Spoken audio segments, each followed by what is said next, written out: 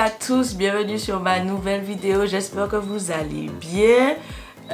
On se retrouve aujourd'hui pour un tuto make-up. Je ressemble à quelqu'un qui n'est pas pressé, mais laissez-moi vous dire quelque chose. J'ai rendez-vous à 21h30. Pour qui je me prends? C'est typiquement moi, ce genre de colis là, c'est trop moi. Donc je vous laisse avec ma petite vidéo. Comme d'habitude, je commence mon maquillage avec ma primer et cette fois-ci j'utilise la The Professional de chez Benefit.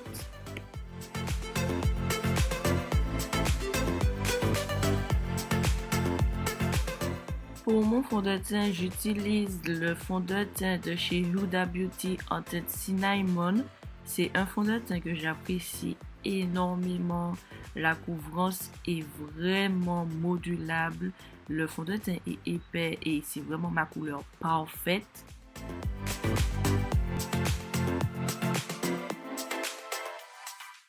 Ensuite, pour l'anti-cerne, je reçois un anti-cerne que j'ai pas utilisé depuis longtemps. C'est le Lock It de chez Kat Von D en teinte D35 Neutral.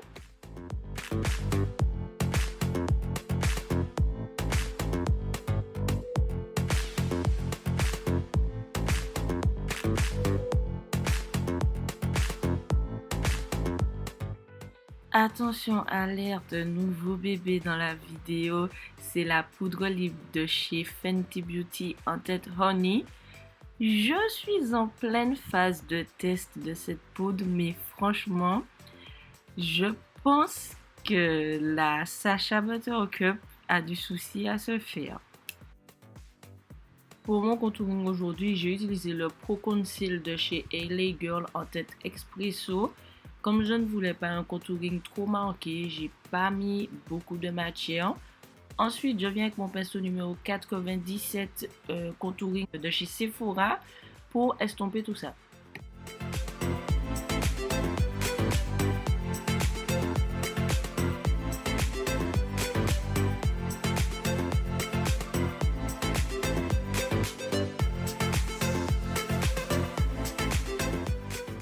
Juste avant de passer aux yeux, je suis venue foncer mes sourcils légèrement avec toujours ma pommade de chez Colourpop en teinte Black and Brown. On ne change pas une équipe qui gagne. Comme première palette aujourd'hui pour mes yeux, je dégaine ma Morphe 35O la base. Et je viens avec cette espèce de marron moutarde bizarre pour faire mon fard de transition. Toujours utiliser un fard de transition afin de mieux flouter et que le maquillage soit plus fluide sur les yeux.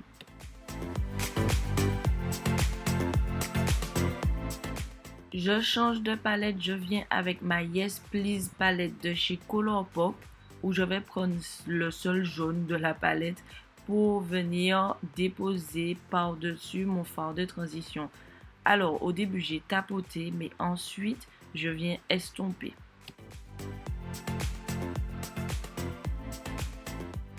La Take Me Back to Brazil de chez BH Cosmetics sera notre troisième palette dans cette vidéo où je viens avec un jaune, mais cette fois-ci le jaune est beaucoup plus pétant et beaucoup plus, comment vous dire, enfin il n'a pas de sous-ton, il est vraiment jaune que je viens mettre toujours par-dessus les fards que j'ai déjà mis déjà. Je reprends mon anti-cerne de chez Kat Von D que j'ai utilisé pour faire mon teint. Pour faire une espèce de cut crease mais pas vraiment défini. Vraiment je reste sur la paupière mobile et je pars du coin interne pour aller à peu près au milieu de mon œil. Je dépasse un peu le milieu de mon œil même.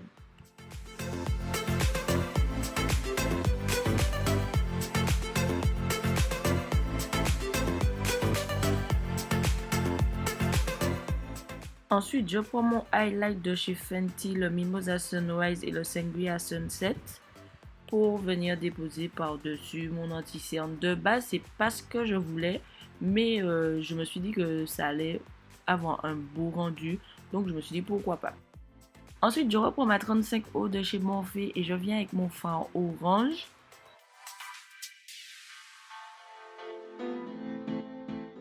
Pour le orange, je suis venue le superposer entre le jaune et le highlight de chez Fenty que j'ai mis pour faire une espèce de dégradé d'orangé jaune à la fois doré, etc. J'aimais bien le rendu, vous verrez que votre goût ne va plus se sentir dans un instant.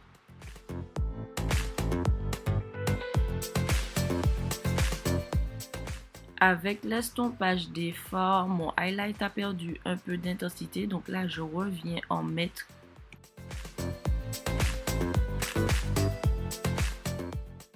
Update, j'ai pris la confiance. Je prends mon highlight de chez NYX, c'est les Peak Liner, je crois. Vous verrez quand même que je fais mon highlight sans le va-va-voum. J'ai pris la confiance. Grosse update, s'il vous plaît.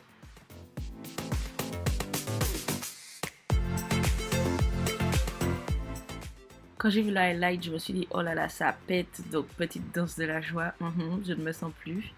Et puis, je redescends tout de suite sur terre.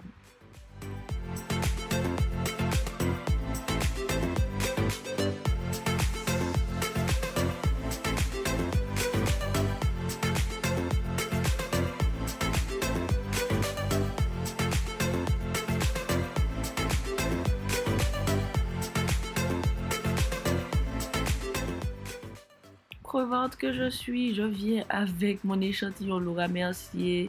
C'est le mascara volume en teinte black, bien sûr, pour faire mes cils. Toujours pas de faux cils en vue, qui sait, peut-être un update bientôt dans les futures vidéos.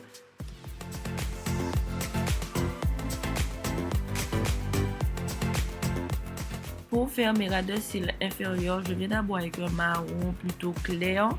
Et ensuite, je vais venir avec un marron plus foncé.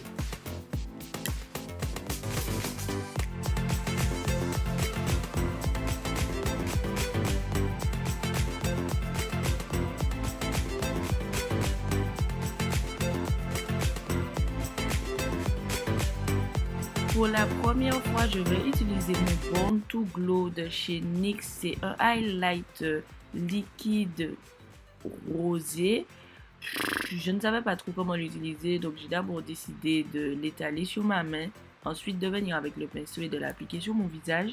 J'étais un peu sceptique au début, mais ça sèche très rapidement, donc au final j'ai utilisé ma main pour faire l'arête de mon nez, sous mes sourcils et aussi mon arc de Cupidon.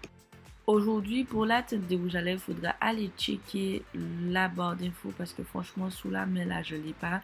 Mais je viens avec un marron de chez Beauty Bakery pour faire la totalité de mes lèvres. Et ensuite, je viens mettre au centre un rouge à lèvres Stay Matte de chez Maybelline. Ensuite, je prends mon spray 7 de chez Sephora pour fixer tout ça. J'espère que cette vidéo vous a plu. N'hésitez pas à liker, à commenter, à vous abonner. Et puis on se retrouve dans une prochaine vidéo. Je vous fais plein de bisous.